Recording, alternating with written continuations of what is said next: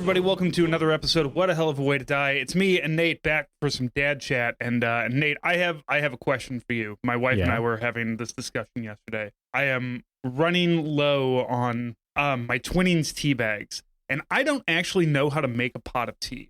I know how to put a bag in some hot water. I know how to put a ball with some leaves in it and some hot water, but like there's teapots involved and stuff. There's infusers. What do you? You're my British connection here. How do you make a good cup of tea? So this is funny because British people don't really make pots of tea like in large numbers anymore. Mm-hmm. I mean, there are people who still do it, and it is a thing. Like, I'm not gonna say it's died out completely, but the teapot as the mechanism of making tea is completely gone from public consciousness compared to tea bags. Everyone's got an electric kettle. Everyone makes tea with bags. That's just standard. Really? But I know how to do it because my mom learned how to do it from her mom, who was born in Norfolk in the East Anglia in the 1930s, and proper country up there. Right. More or less, like my grandma raised my mom and her brother and sisters in a kind of like hermetically sealed version of 1940s and 50s England, wherever they went. Like, my mom has a funny story I'll tell in detail later about describing what pizza was, because they had it in school and her mom tried to make it, and it was basically like hamburger toast because she made 1950s English brain concept of what pizza would be. But my mom basically, so here's the thing. Weirdly, like famously not a bad writer, politics can be a bit iffy, but useful, I suppose. George Orwell, hero of some of the most annoying people on the planet.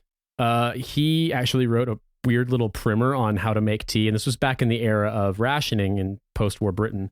But it's actually pretty accurate. Like, to summarize the high points of making a pot of tea. I mean, you use loose leaf tea. You got to have. So right. You can use tea bags if you want to, but tea bags are actually kind of like the chaff, like the runoff of It's tea very processing. It's very powdery on the inside, and it's not like I have a vanilla chai going on right now, and it's fine, but you can definitely tell that this is kind of a powdered tea is what it feels like. Yeah, and I would say that if you were going to make tea using tea bags, definitely don't like rip them, because it's going to be annoying to strain it out. That's another thing, is the strainer, but I'll get to that. So basically, the summary of what George Orwell said was basically that you want to heat the pot up first, and the easiest way to do that is, because you don't try putting it straight on a gas ring or electric thing because you'll crack the ceramic, is just to start out by boiling water and pouring boiling water into the teapot, when it's empty, and sloshing it around and then leaving it covered while you then, reboil or whatever the amount of water you need. You want to make sure, there's a thing that's really funny. So the standard way of doing this is to cover the teapot with what's called a tea cozy. But hilariously, I brought this up to Milo and he had no idea what one was. He had never seen one before. He said tea cozy sounds like something your nan or your grandma would have that was racist somehow. Yeah, it sounds like it's got a gollywog on it. And in my mom's conception of things, it's not twee at all. Whereas if you try to buy one in America on Etsy, they're all like crocheted and look like shit. I know you guys crochet stuff, but the crocheting that you guys do doesn't look like shit. This is some twee bullshit. This is some fucking flippity floopity. It's 500 Days of Summer. I'm Zooey Deschanel kind of bullshit. Someday I can tell about my concept of what American twee versus British twee is. They are different. But anyway, in my mom's conception of things and how I understand it, a tea cozy was literally just like a cover that was typically like a quilt kind of insulated thing, so they would keep the teapot hot. That's all it is. Doesn't have to be fancy. It's typically like a multiple layer with some kind of down in it cover for the teapot, and you use that to keep the pot warm, get the pot completely hot, and then boil the water. You want to put the water in just as it's boiling, like coming off of the boil. And so basically you slosh this water and you've heated the teapot up. The ceramic should be uniformly heated. You pour the water out, and then you've got this hot, empty pot. Put the tea in, put the boiling water in, stir it up, like stir it a bunch as you're like, obviously don't burn yourself, but as you're pouring, or when you're immediately done pouring it, stir it a bunch, get it like real stirred up and kind of swirling around to really uniformly distribute it as it's like super hot. And then put the lid on, put the cozy on, let it sit for typically I'd say 4 minutes, 3 or 4 minutes, but it depends on how long you want. And then basically same thing when you're getting ready to serve, stir it up, open it up, stir it up a little bit, and then pour. And what you would typically have is the kind of old fashioned way is to have a cup strainer, like a little thing that rests on top of the cup, which is the thing my grandma used and my mom still uses, where you put like a little mesh strainer on top of the cup you're pouring it into, Some teapots in old British teapots have like a kind of a coarse strainer inside them. But the standard thing in an old way of doing it is that like either you may have the basket in them, but the basket, it won't swirl around very well. Like it won't distribute super evenly. So the easiest way is just to put, this, the cup strainer in and then put it in. And typically you add milk, and sugar and whatever, and, just serve it that way. There is kind of the notion that people say put the milk in first. That's not really a thing where people are like, oh, you must do this because it makes the tea taste better. That's a holdover from the era when you're having kind of fancy tea, the cups they were using were china that would crack if you put boiling water or near boiling water straight into them. Mm-hmm. So having the milk was just a means of protecting the cup from cracking. Gave it a little cool down there. Yeah, exactly. So that's the only thing. Like the standard thing in your like sort of glazed heavy ceramic cup, whatever mug sort of thing is, you pour the tea in through a strainer first, then put in as much milk and sugar as you like and drink it that way. And I grew up drinking tea that way because my mom made it, not realizing that this was kind of like a preserved in amber artifact of an older era. Because nowadays because back in those days, electric kettles didn't exist, or if they did, they were really expensive and inefficient. And then obviously tea bags didn't exist, or they weren't popular yet. And now they are. Now it's completely ubiquitous. I have to explain this to my mom. I'm like, yeah, most people don't make tea in a pot here because they don't have to. Right. Yeah. We when we go to Disney, Epcot has a twinning, like in the United Kingdom area, which is it's England/Ireland. So that they can, yeah. Well, they have the Twinnings place where you can get all kinds of tea. They have a big bunch of tea, and then right across is the English pub. And there's not really like Irish stuff there. There is in Disney Springs, there's a restaurant called Raglan Road that employs Irish dancers to dance during eating, which, as the father of an Irish dancer, that's very cute for like the first time you see it, and then like after a while you're like, can you please stop making all this noise while I'm trying to eat? So basically you pay extra to go to plastic patty Hooters. Yeah, pretty much. But it's you get rather than a drunk person being on the table dancing, you have an actual professional Irish dancer who knows the moves and knows what they're doing. So it's a little bit different. But yeah, we go to the Twinnings and they have all the tea bags. Like last time we went, because I was like, I want a new tea strainer, a new tea ball, whatever I can put loose leaf in, and they didn't have anything. So really losing the culture there. But I didn't realize, so you've got to put boiling water into the ceramic and then swish it around and then dump it and then put more boiling water into it. No, you don't have to, but the standard thing is basically that like tea does well the hotter, like closer to boiling it is, and the longer, basically like, so that's why you put the water in straight off the boil into when you have the actual tea in it. Mm-hmm. And if the ceramic is, I mean, think about the fact that how fucking cold British houses are even now. Like when George Orwell wrote this thing, this was, back when they had rationing and it was even colder. So like assuming that your ceramic being stored in your cupboard or whatever is room temperature, i.e. cold, because it's Britain, you don't want that to cool the water down. That's kind of like a purist thing, I think. But yeah, you basically want to preheat it with some, if you can just take hot water out of the tap if you want to, but boiling water basically will mean that all of the ceramic in the pot will be heated up very hot before you even put the tea in. So, and also like, maybe it cleans it out. Not that it really matters to sterilize it considering you're about to put more boiling water in. Right. And so you do that, you then pour that water out, and then you put the amount of tea in. Weirdly, the amount of tea, I have a big, I can't remember what they're called, but I actually bought it before I moved to this country, but it's a British brand.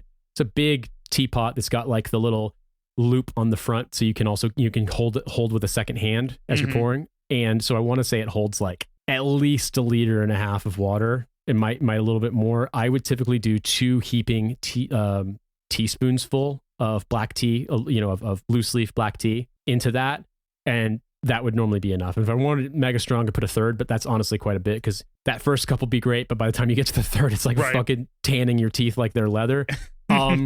So yeah, so basically the simplest way of saying is you don't have to preheat if you don't want to, but it's just, put the tea in boiling water, stir it up immediately once it's been in, cover it. Even if you don't have a tea cozy, then like put the lid on the thing and cover it with like dish towels or something, and just let it sit for 4 or 5 minutes to stay as hot as it can.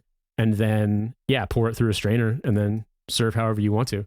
It's very strange that you guys have electric kettles, but those are not as ubiquitous around here in the United States. Like I have a tea kettle that sits on the island, because that's how I also make coffee. If I'm making coffee, I use the tea kettle to heat the water up and put it into my French press. So I still do it in that kind of old fashioned way. And like you can find like an electric kettle, but like you kind of have to search it out around here. You got to go to like, I don't know. Maybe they're at Walmart and Target. You can get them at Walmart and Target. I mean, I remember getting them at the Shopettes on base and stuff, but that's mostly because people use them for like making ramen noodles. Right. I'll be honest with you though, the reason why they're not as popular in America is because they take way longer to boil water in America because we have 110 power. So remember that in Europe, it's a combination of the amperage and voltage. And so American sockets actually carry higher amperage, but they're at 110 and I think 60 hertz. And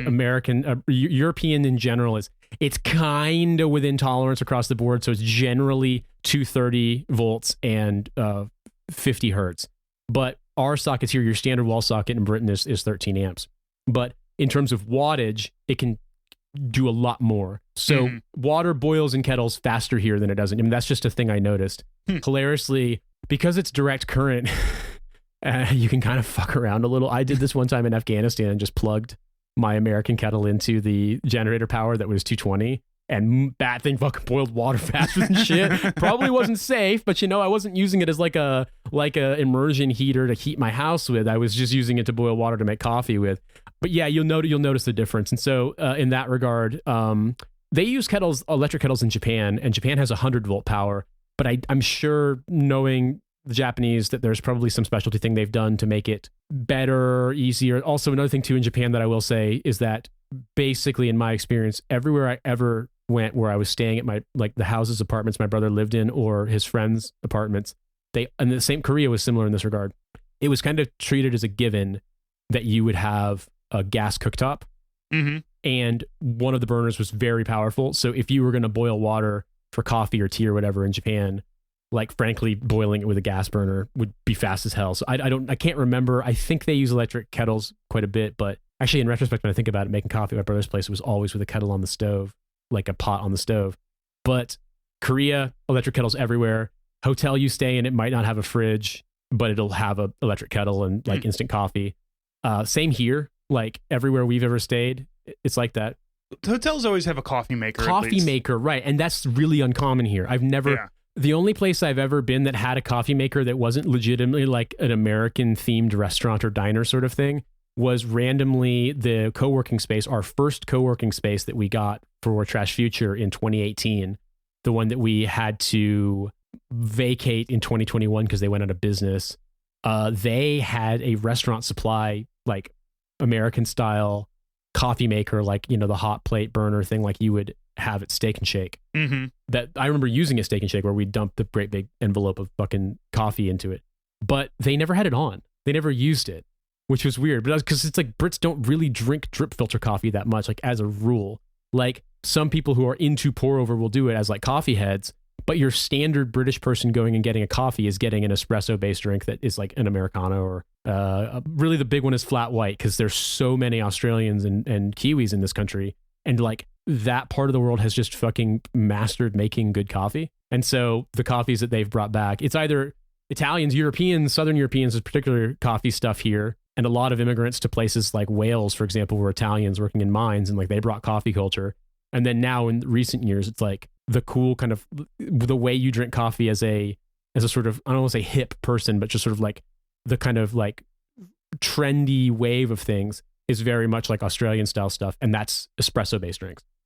So I've never, I love pour over, but pour over or like drip filter coffee like we have back home, but like it's something I always appreciate when I'm home that I've missed, but it's just not a thing here. I was going to ask, what do you order at Starbucks? Though, I mean, I guess people don't, the regular coffee at Starbucks is ass anyway. Fucking terrible. Yeah, it's weird. We didn't know how bad we had it.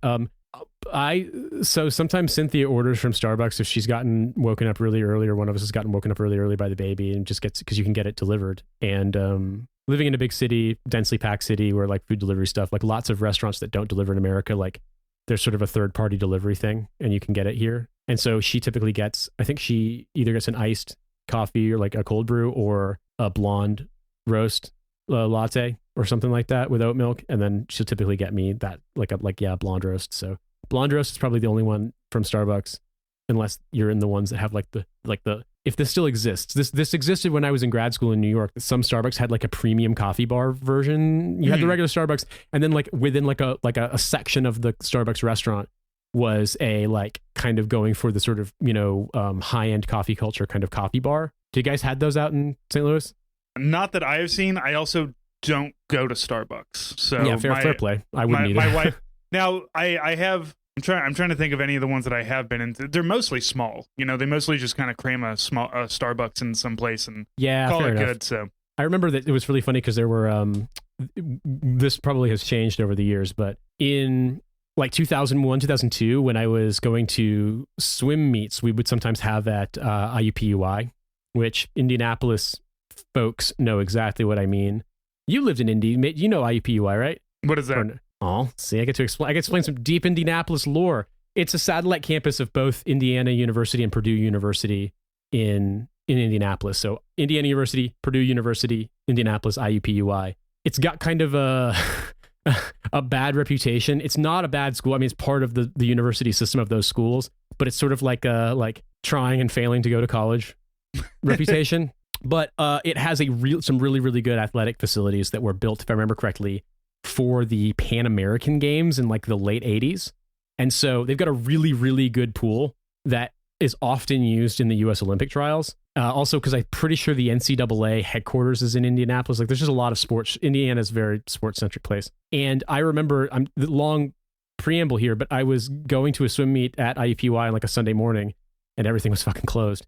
Except for in Monument Circle at that time, there was a Starbucks like on Meridian Street, just north of Monument Circle, and on Market Street, like East Market Street, just east of the circle. It's literally, if you were standing in Monument Circle, the center, you know, the big bullseye target, you know, dividing Indianapolis into 4 quadrants, there were literally 2 Starbucks franchises within 100 feet of you.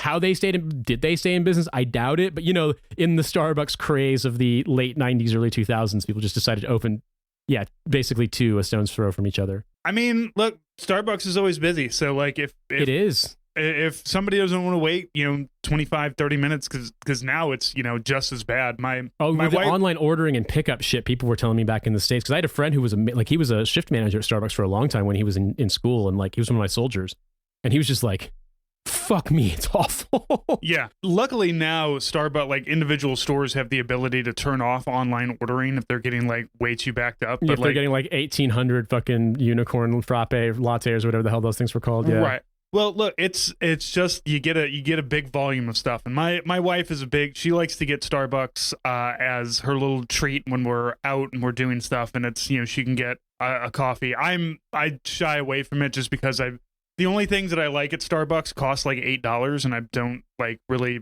want to justify a pistachio latte for $8 necessarily on a regular basis. When I was in college, it was always just getting Starbucks coffee, and I was I don't know, like a kind of a black coffee drinker, and Starbucks was one of the only places where I felt obligated to put cream or half and half in it, because like the coffee just tastes like shit. It's just the Pike's Place or whatever their main brew. It's burned as hell. It tastes awful. Yeah, you gotta get a blonde. I'm with you and Cynthia on the blonde roast. Like I would specifically say, don't get me what you already have.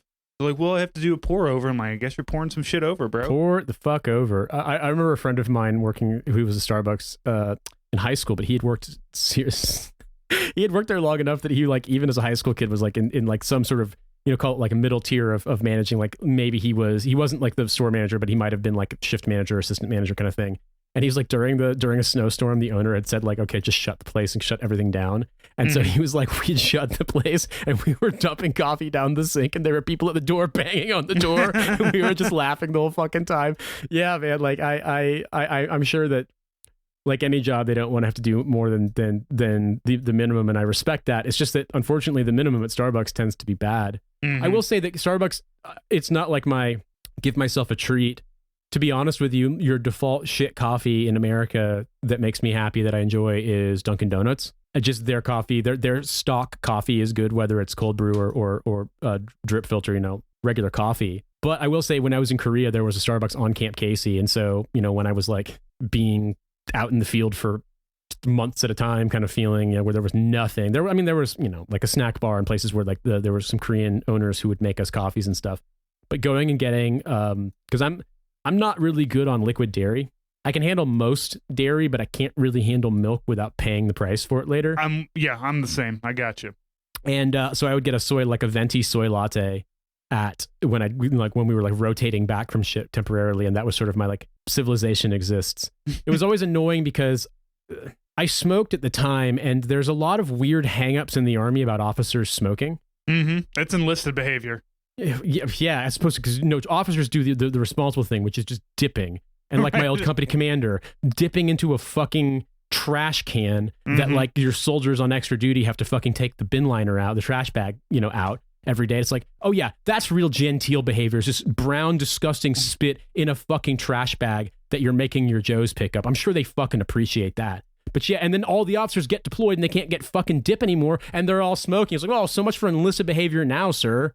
Like, yeah. Meanwhile, the humble smoking lieutenant wants to get fucking hated on by all these guys, even though I'm at the time a faster runner than basically all of them, because somehow it's going to make me bad at PT. It's like being alive is making me bad at PT right now, dude.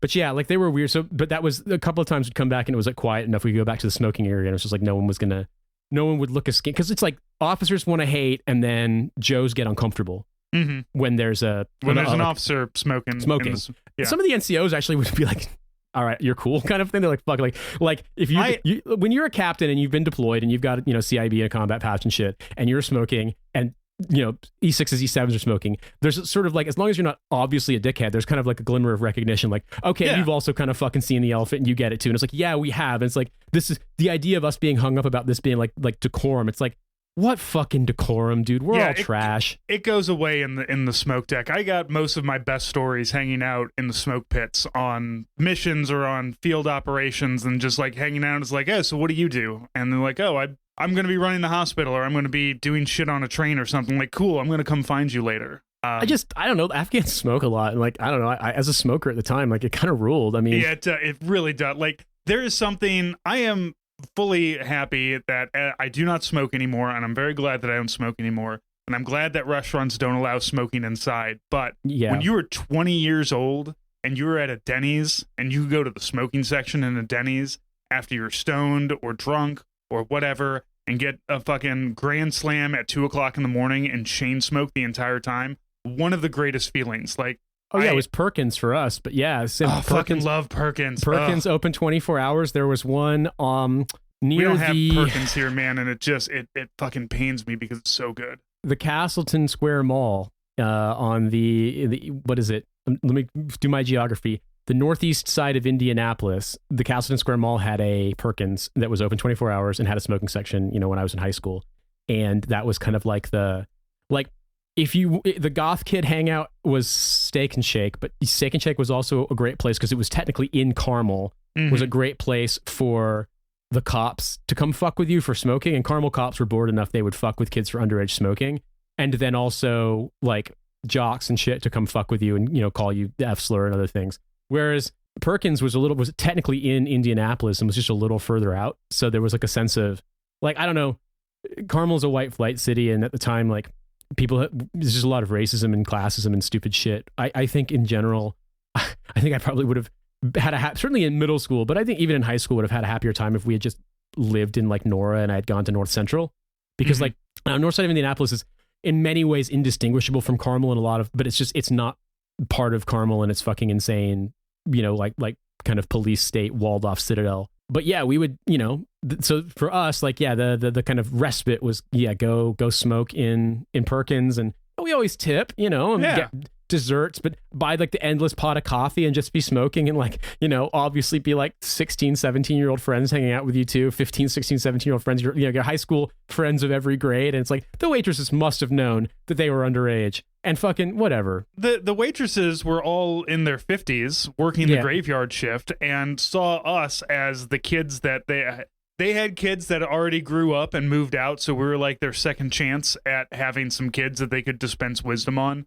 Most of them had the most fucked up grill you've ever seen in your entire life. Oh my God, what is that deal? All right, it's meth. It's meth. It's meth, and it's poverty, and it's the fucked upness of the American healthcare system. But yeah, man, like I know what you mean. And then also I worked with ladies like that at fucking Steak and Shake when I was in college, and it's just like yeah, in the end of the day, you can hate all you want, but when a customer was being belligerent and trying to run out a check or just being a dickhead, like that's who you want on your side was those ladies to just fucking lay it down. They have no like concerns about their health at this point. They will fuck you up. Oh yeah, dude. And also they will fuck you up over $10, man. One time I had to bus tables on my shift because it was little 500, and so we were packed. They literally had like a bouncer having to fucking basically make sure we weren't over full, and then also check people's receipts on the way out to make sure they had paid. And so normally I would be working, I'd float, I would work drinks or dishes or anything along those lines. But typically I would be drive-through and drinks was my shift, and particularly just making shakes. Like I was fast enough and good enough and didn't fuck up my orders. And so like learning the grill, working third shift was always bad because there was either no customers or it was a post-bar rush and there were so many. So it was a bad way to learn to grill. And so plus steak and shake, it's like you're going to learn to fucking cook. Everything's basically pre-made. But I one night during Little Five, all I did was bus tables. We were so busy the whole night. They actually had another guy who was washing dishes. I didn't even have a chance to help him wash dishes. I was just working the bus cart, not stopping moving. And then at one point, fucking somebody decided to be smart and fired off pepper spray in the bathroom, the men's room. And one of the waitresses was like, something's going on in the men's room. People were coughing saying it smells bad. Can you check it out? And I was like, yeah, sure. And I walked in and immediately that smell hit me and I had to go outside. I was just hacking coffee, had to lie down. And like they made me like basically they made me like a milkshake, just to like help my throat. And then they're like, yeah, we saw how hard you're working on all this bullshit. It's fucked up. And they just had split their tips and gave me some. They gave me like $30, which like I was making $5.15 an hour. So that was actually amazing. And I was just like, y'all didn't have to do that, but thank you. Like, and so it's just one of the things is like, no, we were a fucking dysfunctional family. I hated working in that stupid restaurant. I never, ever want to eat in Steak and Shake ever fucking again. I think I've eaten in Steak and Shake twice since I quit that job because like, yeah, fuck it. Ugh. But it also was a learning experience. And we've gone so far off topic, but at the end of the day, there's no topic here, bro. It's fine. I'm glad too that there's no such thing as a smoking section anymore. I am old enough, you are too, but I am old enough to remember my first flight was actually international. The first flight I can remember was flying from, we started in New York or Boston to New York to Zurich to Stuttgart because there was a Pan Am flight that did this like circuit rotator every day. And the leg JFK to Zurich, you could smoke on because it was 1990. You could still smoke on international flights. And not only could you smoke cigarettes, you could smoke cigars, and some dude did. Gross. And I can just remember being 5 years old and just being like, "Wow, I'm in the smoke zone." I didn't have the vocabulary for it, but yeah, it was disgusting. And my mom said the first time she took me to an airport, I was actually like under a year old, and they were going somewhere, and they took me to SeaTac, and that as soon as I got in, it was just all cigarette smoke in there. Like my eyes turned red and I was crying the whole time. And she's like, "It was your first exposure to cigarette smoke. You'd never been around it before." And I'm like, yeah, I'm glad that whenever we take our daughter on a flight, I don't have to worry about, I'm going to walk into the room and it's just going to be like fucking, wall of smoke hitting you like it's a club in Ibiza, Like, yeah, now you can't smoke in most American airports anymore. You can in Vegas still. And so when I see him in Las Vegas, and I saw him when I went to Japan. Tokyo has them too, but they're at least like, and St. Louis for the longest time had smoking in the airport too. Like we were one of the last places to get rid of our smoking areas, but they were at least like, here's this box far away from everybody else that you and your 10 of your friends can get into and smoke to your heart's content. And like it's kind of like filtered, like there's kind of an air exchange going on, but it's always disgustingly smoky inside of them. It's like, even when I did smoke, it was the worst place to smoke. Like I was definitely a smoker for like 12, 13 years, but probably longer than that really. But I hated, like, people would smoke in their cars with the windows rolled up, and that would just be god awful for me. Like hotboxing is one thing because you're getting stoned, but doing that with a cigarette is just fucking god awful. Yeah, I mean, I smoked from basically when I legally could until I was about 31. So that's what, like, I mean, I'd smoked. I think the first time I tried smoking a cigarette, I was 13, but because suburban kid, you're the bad kids in your neighborhood who are like, oh, they're so grown up and cool, and they're like 14 and you're 12, almost 13. They smoked, and so I smoked with them, and yeah, I mean, I didn't really. I remember smoking a cigarette when I was 14, and it giving like actually smoking it for real, and like it giving me such an insane head rush. I had to go and lie down for a while. But I didn't actually smoke because I ran cross country and I swam. I didn't smoke regularly until when I turned 18. I was like, well, I can buy cigarettes now, and so I just did, and I actually realized I kind of liked them. And so I smoked basically the entire time I was in college, the entire time I was in the Army, and then I smoked when I off and on when I was in grad school. But then I don't know, about like not long before I met Cynthia, I just found that I could barely even get through a single cigarette without kind of feeling sick. Mm-hmm. And I mean, I was going through a really stressful semester, so that probably played some role. But like, yeah, I just felt awful, and so I quit. And I would have stayed off nicotine entirely, but I moved to the United Kingdom and started vaping, and now I realize you can have it both ways. But yeah, you can finally have it all and not stink the place up. You can get a big pink elf bar called ice, strawberry ice. Yeah, guava ice or some shit. Yeah. No, but I bring this up because if you think about what I'm describing, I turned 18 in 2002. I quit smoking in 2015. So for that 13-year stretch, you kind of like, in 9/11, if you see footage of New York on the street, this is a New York Times recipe. I'm just pointing this out. If you look at 9/11 footage, you'll see people smoking in bars and stuff, like watching the news, like the sort of like slice of life of like people reacting and shit. New York City was one of the first cities in America to ban smoking in bars and restaurants, but people were smoking. They hadn't fully, I think January 1st, 2002 was when it went fully into effect. So yeah, September 2001, people were still smoking in restaurants and in bars. And so I had this experience of watching that transition as a smoker. So I can recall like the smoke lounges in airports and watching, as you said, them get worse and worse and worse and worse. Mm-hmm. I can't remember if I ever smoked. I don't even know if the old Indianapolis airport even had one. It probably did, but I just wasn't smoking at the time. But I've smoked in the Atlanta one. The Miami one was nice. It had like a fucking, like, it was sort of like a greenhouse kind of feel, it had like hot weather trees and stuff in there. Atlanta one was, I always just really busy. I'm trying to think if I can remember any other ones in America, but I definitely, Charles de Gaulle was just kind of, like a glass room, but it had good ventilation. Frankfurt, I used the vape in there recently. Fucking terrible. Really? So my experience with Frankfurt was flying through in 2004 when the smoking section was, there's an ashtray on that table over there. Yeah. I mean, I was in Paris. I lived in Paris in 2005, and like the lobby of the apartment building, sort of like a long-term stay apartment building / hotel. The lobby of there just had ashtrays. You could just smoke. Yeah. Which fucking ruled for me because I got a carton of Lucky Strikes at duty free. I was just like, hell yeah. Yeah, but I mean, I just think about this. Yeah, I mean, I remember the smoking lounges in places I've been, like they have gotten shittier. In Auckland, it was actually okay because it was kind of open air. It was like you went up to a deck and there was just like an open air spot, and that's like a hotter part of the country. So it feels not quite like Hawaii, but let's say more like, I don't know, moderate Atlanta.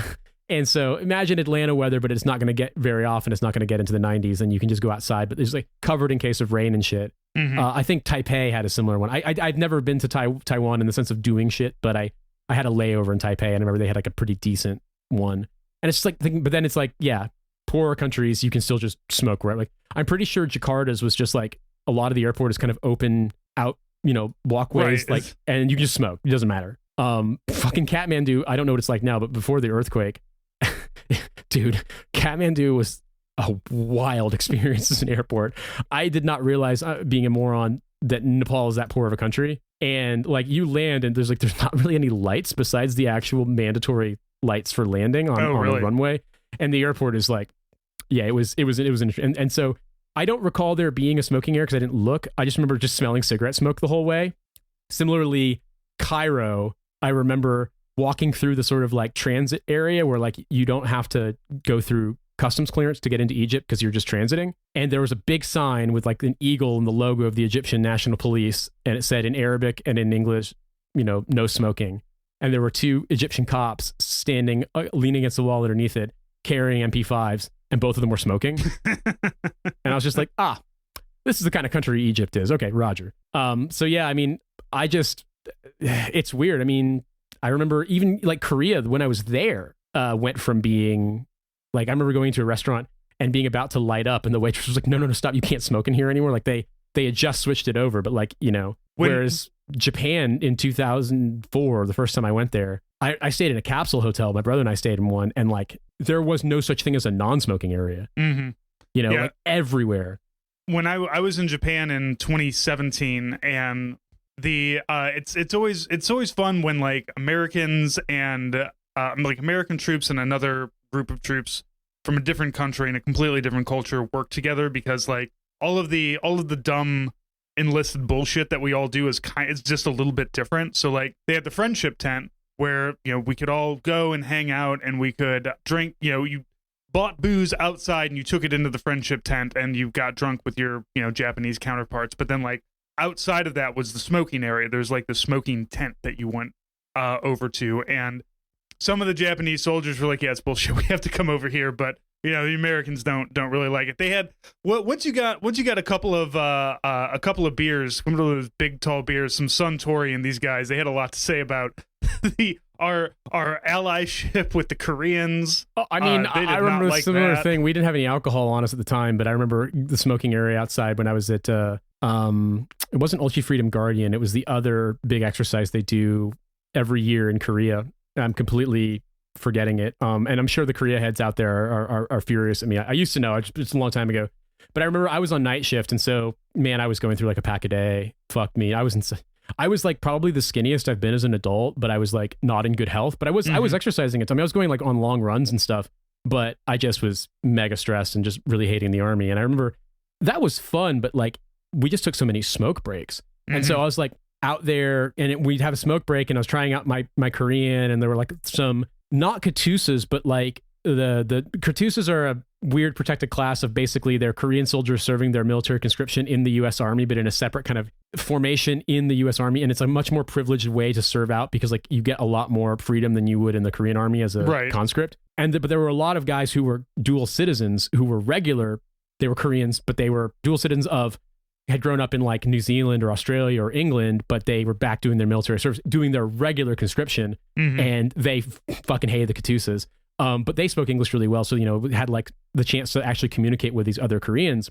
And I recall a cigarette break turning into like a 4 or 5 cigarette break, and the guy being like, "Yeah, I've got two goals that I hope to see accomplished in my lifetime. One is that Korea is unified, and the other is that Japan sinks into the ocean." Like, oh yeah, they fucking hate each other, man. I mean, there's reasons for this. Yeah, there is not a reason. Like Japanese soldiers hating Koreans don't make sense, but the Koreans hating the Japanese.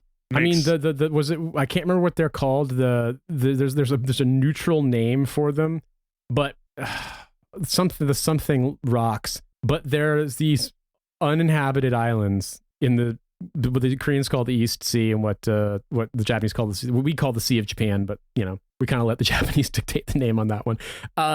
And the Japanese call them Tsushima, the Koreans call them Dokdo, and this is a source of constant argument of like Dokdo is Korean, Tsushima is Japanese or whatever. It's like they're 3 uninhabited rocks, but completely useless. But you're gonna fight. But they publish like they'll print these like architectural elevations of like sci-fi of like they're gonna build like the coolest power plant in history on it, and like that's why it has to be Korean or Japanese or whatever.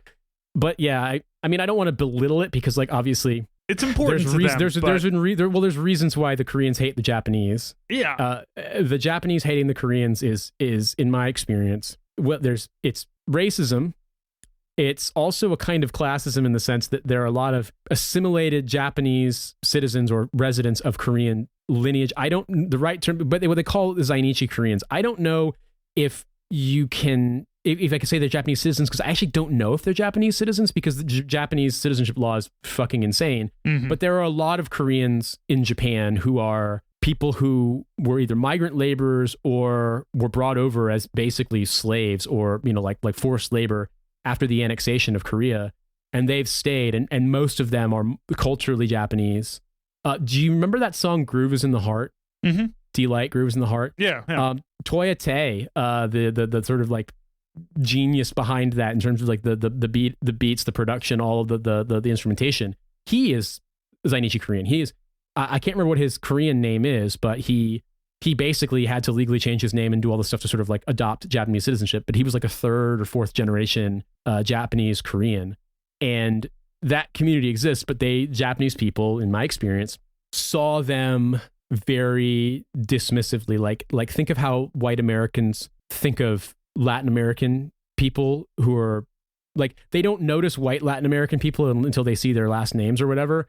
But like non-white Latin American people, or like people who are Hispanic, but obviously these sort of mixed race isn't the right term, but like mestizo, like they're obviously like, you know, both European and indigenous American. And like, we're talking like people from Central America, you know, people, migrant laborers from Mexico, and the contempt and the condescension, the dismissal of them, like that's at best the way that Koreans in Japan were seen. And then also now there's the third thing, because like I said, racism, kind of like classism, condescension, and then also Korea's doing better now than it was before. And so and Japan is a highly developed country, but Japan full of haters. It's also had like basically zero growth since the 90s. And so it's got some social problems that you'd like, oh, well, you know, they'll sort this out eventually. It's like, no, it's just going to stay the same. It's just going to be like this forever.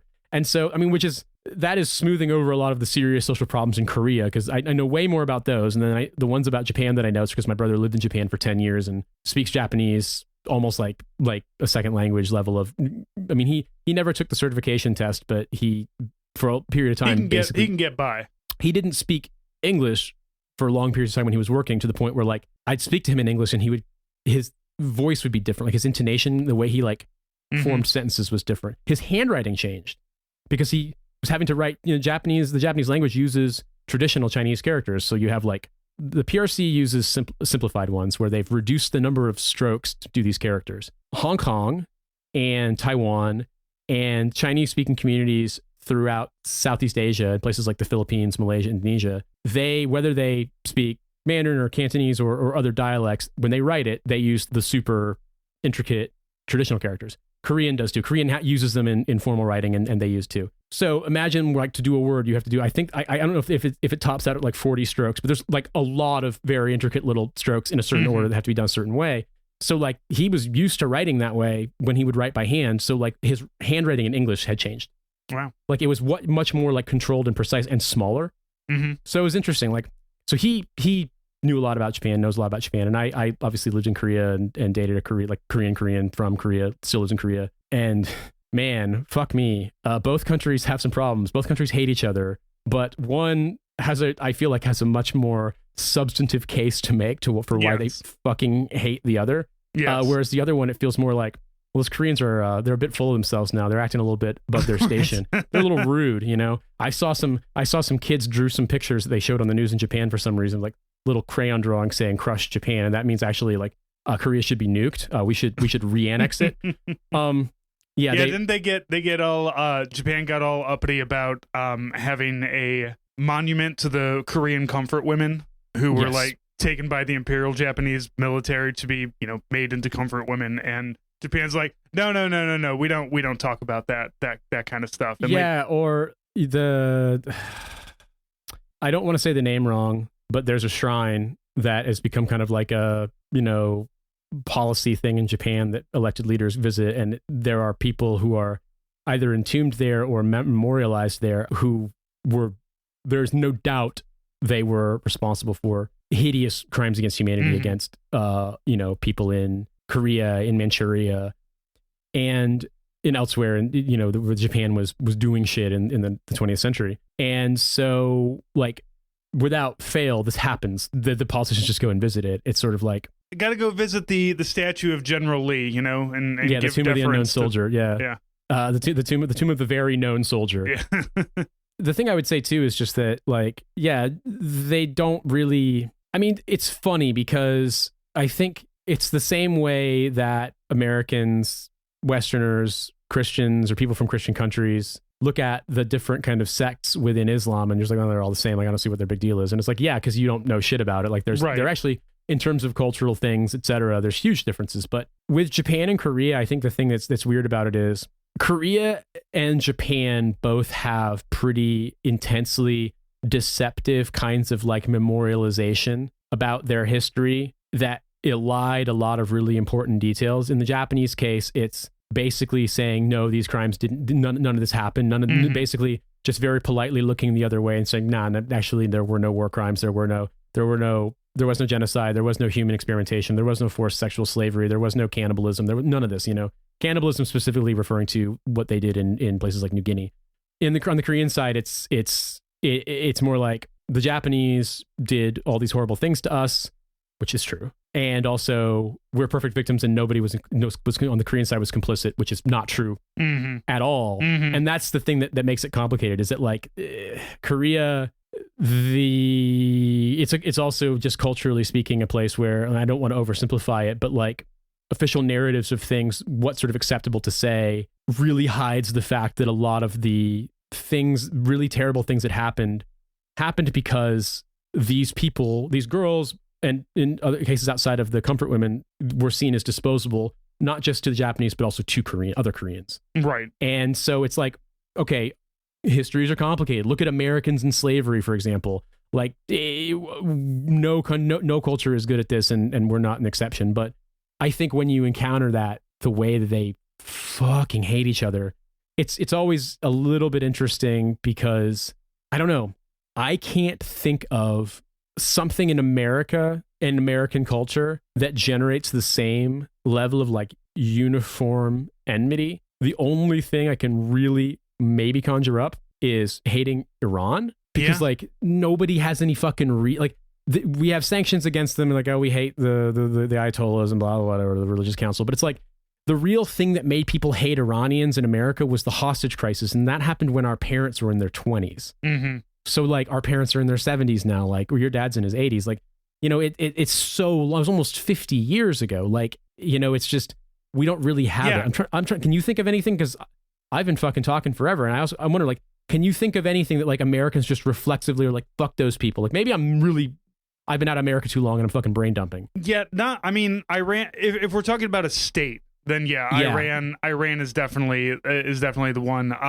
A lot of Americans have come around to just randomly hating immigrants too. Like that is true. Yeah, I've noticed that. Yeah, even Democrats are now doing the these illegal immigrant, banging the drum kind of thing, and it's really sad. Yeah, personally, I think it should take 20 minutes. You come here, we'll give you a social security number, we pat you on the back and say go pay taxes. But I like having a lot of Mexican restaurants around me, and I like having a lot of Afghan restaurants around me. So I'm all about it.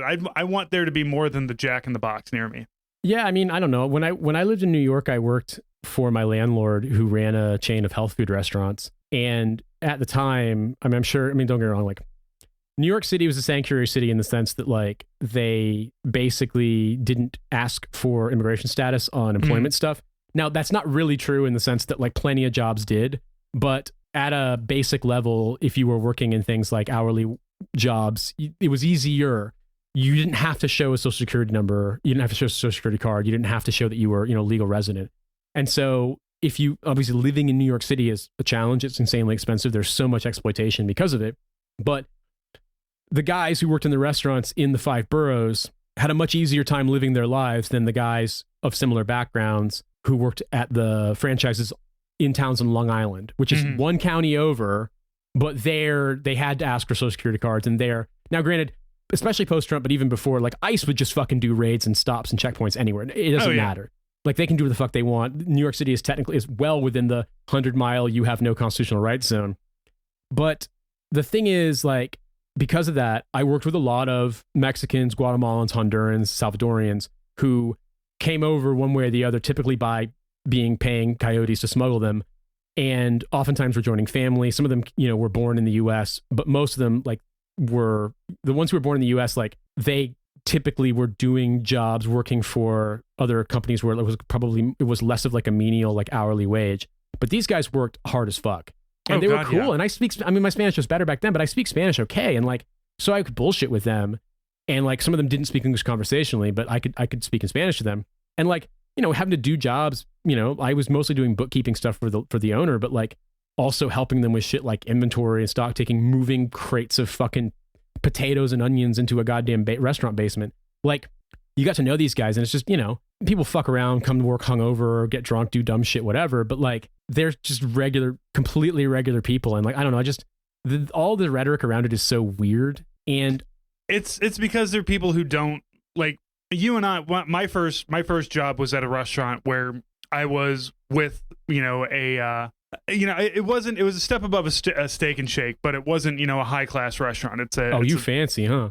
Yeah, it's a place called Fitz's down on the Loop, and at the time it was just kind of the cool place where all the young hip 20-year-olds hung out at back in the late 90s, early 2000s. So that's where I learned to enjoy gangster rap, because that's what was playing in the kitchen constantly. That's where I started to learn Spanish from our dishwashers. And that's where I flirted with every hostess that we had come through, because we only hired 18, 19-year-old girls who were incredibly attractive, and I was 16. So, it wasn't age gap discourse. Right. Or if it was on the other side. They were getting canceled on TikTok. Yeah, I was too young for them, but that didn't stop me. So that's, you get that exposure because you're working. It's also just like being in the army. Like, people who are racist who were in the military are so confusing, because it's like the military is the only place where, like, you will see a white guy with jeans and a belt buckle and a cowboy hat hanging out with a black guy who's wearing an Echo shirt and some chains, and they're both best friends because they're in the same unit together. My Ranger buddy was a black lieutenant from North Carolina. Like, we had to go through all sorts of fucking miserable shit together, had to sleep in the same sleeping bag. Like, never in a million years was I like, did that bother? I mean, the only place I've ever had a black boss was the Army. And I'm not saying the Army is good. It's just that the Army, I don't know, like, it's the government, and like there are things that they did that mean it, that it's just not subject to the same kind of system. It has its own prejudices and it reflects American prejudice. But when legally, like, they couldn't wink nudge desegregating the Army, like when they said you legally had to do it, like they just did. Mm-hmm. And like I don't want to like hand wave the problems, but yeah, like there are situations in which the kind of predatory, oppressive systems completely replicate themselves when it comes to, obviously when it comes to like America abroad and troops abroad in foreign countries, particularly in a war zone, but also for Americans within the ranks who are not white, who are minorities.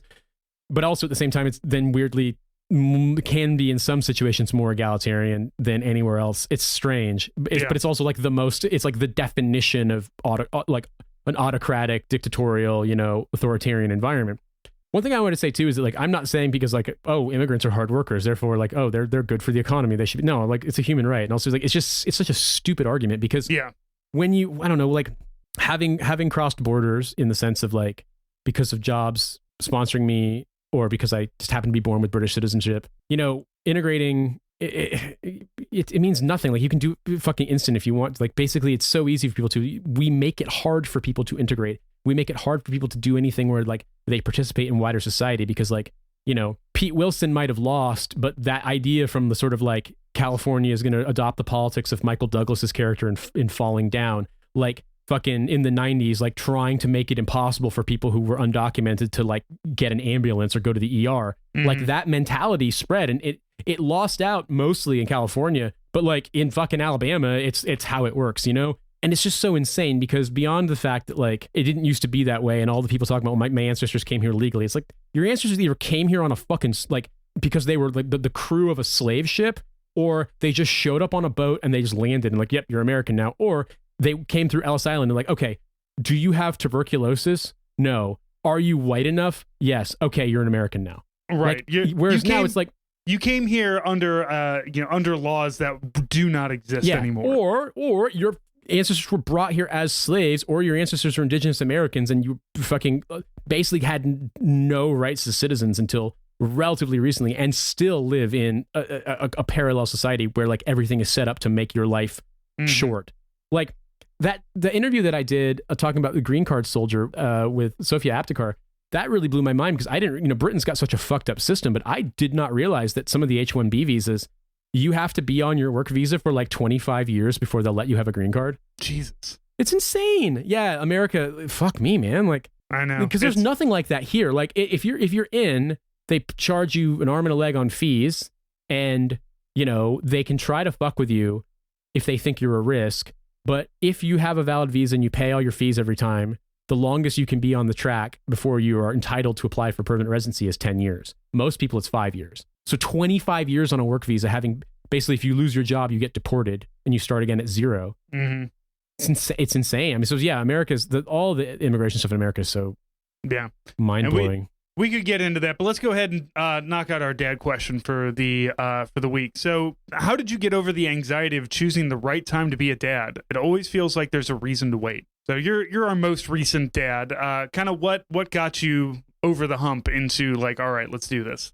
We had wanted to. We had said we wanted to, and we came to the United Kingdom, and our plan was that Cynthia had gotten a better job after her first job here that gave better parental leave, because her previous job just gave the state minimum, which is not really realistic unless you have enough money to not work, because it's 5 weeks at 90% salary, and then basically the equivalent of about $300 a week for up to 6 months, which it's nice to get the money, don't get me wrong, but like that's not enough to live on if you're on a higher salary. And so most women in Cynthia's experience tend to just take a year off, because it's just so hard and childcare is so expensive. She got a job with parental leave, and we were going to have, in 2020 was the year that we were going to try. She started that job in February 2020, and then COVID happened. And then we talked about it in 2021, 2022, and basically in 2022, we were going to start trying,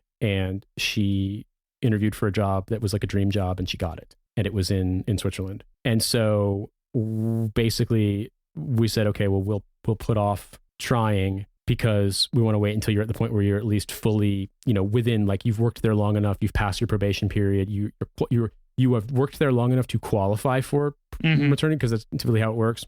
And then so like we will start trying basically when you're at the point where we know that we'd be safe, in the sense of like you'd be eligible for all that. And so if I remember correctly, it was going to start in January 2023, and then January 2022, and then had a lot of curveballs in the first couple of months, but we finally decided that would be the year. And then so that summer, Cynthia got off birth control and we started trying. And at that point, it was like I said before, there was no point in reading anything online, because everything was going to be doom and gloom because of our age. Sure. But so I want to say August, September is when we started trying. And then that October, I had to go to America for a long time. And then that November, I had to go to Australia for a long time, both, for work. And so we were kind of interrupted in the sense of like having the kind of stretch of time where you want, like, not to dance around the sort of, you have to have sex pretty often, and that's kind of how it works. And, to increase the chances of, because you don't know when your partner's going to ovulate. And so it's just like, you want to increase the odds. And and so we would have tried. I think we would have wanted to have a baby in 2020. But obviously everything went to hell. And then Cynthia got a better job. And then right around the time that we were looking at wanting to try, she then got this LinkedIn message, and they were like, are you interested in interviewing for this thing? And it was everything she wanted in a job, type of job, location, style, other. And I was like, go for it. This sounds like she's like, I don't think I'm going to get it, but I'm going to try. And I was like, yeah, please, like, I don't mind waiting. And I mean, in my heart, like, I really was a little nervous. Don't get me wrong. I was, oh, ye of little faith. Like, I wasn't sure if we were running out of time. I mean, I was, going to be turning 39. Cynthia was 42. Like, on paper, everyone would be like, you will literally never get pregnant. I mean, the doctor even, basically, like, when she had a birth control implant removed, the doctor was like really disrespectful to her about like, you're never going to get pregnant. But, I wanted to, we had gotten to the place where like, okay, we were in Britain because we wanted to have the baby in Britain, because then they'd be a dual citizen.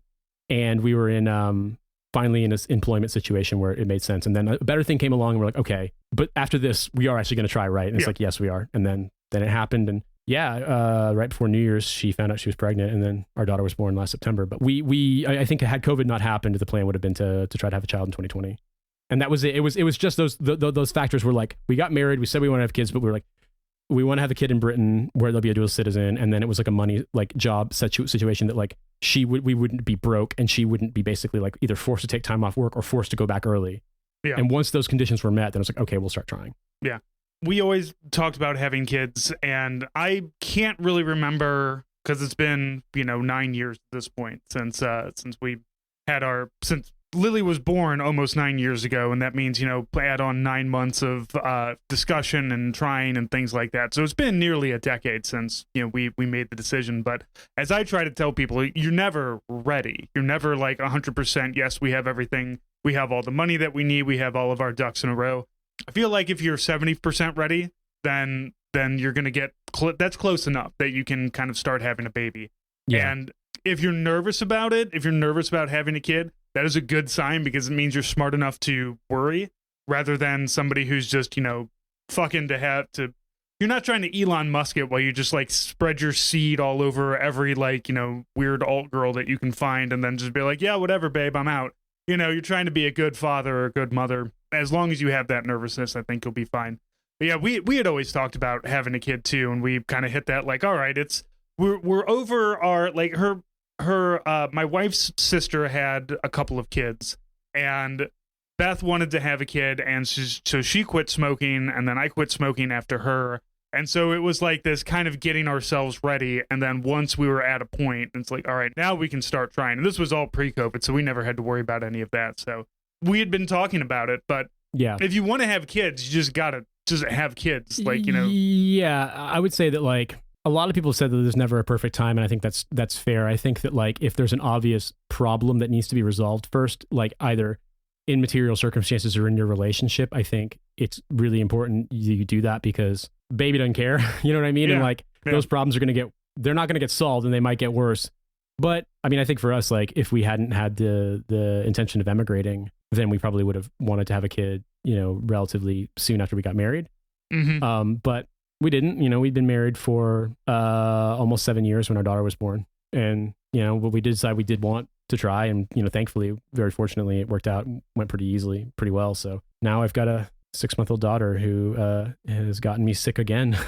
She's in nursery, thankfully, today. She wasn't yesterday because she was sick. And my voice feels like it's going to give out. So this has been a long episode already, but I'm going to have to finally tap Mr. Talks Too Much, tap out because fucking I've got the nursery kennel cough, you know, V3.0. You got barracks cough from your kid. Well, Nate, thank you. Everybody, thank you for listening. If you want to listen to more, we have so much bonus content up on our Patreon. $5 a month gets you access to all of that. This week, I have our Universal Soldier episode coming out. Next week is going to be Deadliest Warrior. Those are going to be only available if you are on the Patreon at least $5 a month. So get up on those things. If you can't give us money, we appreciate any support that you can give us, whether it be telling your friends about the show, giving us high reviews on Apple Podcasts or wherever else you download them. Whatever support you can give us is fantastic, and we love it. So thank you, everybody, for listening. And Nate, we'll talk to you next week. Yep. Have a good one.